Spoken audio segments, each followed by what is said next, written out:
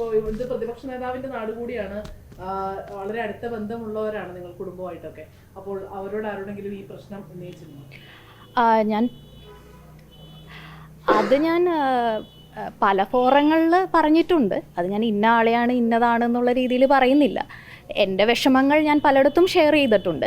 പക്ഷേ അതിനോടെല്ലാം ഒരു who cares attitude ആണെന്നുള്ളത് എനിക്ക് തോന്നി. അങ്ങനെ ഞാൻ പ്രത്യേകിച്ച് ഒരു വ്യക്തിനെ കുറിച്ച് അങ്ങനെ എടുത്ത് പറയുന്നില്ല. എന്നെ സംബന്ധിച്ച് പ്രതിപക്ഷ നേതാവ് എന്ന് പറഞ്ഞാൽ എനിക്ക് എൻ്റെ സ്വന്തം പിതാവിനെ പോലെയാണ്. സ്ഥാനമാനങ്ങൾ ലഭിച്ചു. അതായത് നമ്മൾ ഇതിനെക്കുറിച്ചൊക്കെ പല കാര്യങ്ങളിൽ പറഞ്ഞതിന് ശേഷവും ആ വ്യക്തിക്ക് സ്ഥാനമാനങ്ങൾ ലഭിച്ചിട്ടുണ്ട്.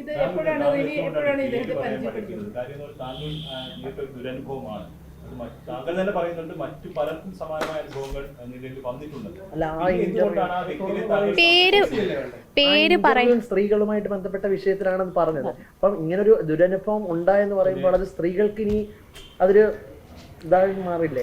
അല്ല, അത് പേര് പറയാത്തതിൻ്റെ കാരണം ആ വ്യക്തി ഉൾപ്പെട്ടിരിക്കുന്ന പ്രസ്ഥാനത്തിൽ പലരുമായിട്ടും എനിക്ക് വളരെ അടുത്ത സ്നേഹബന്ധവും സൗഹൃദവും ഉണ്ട്.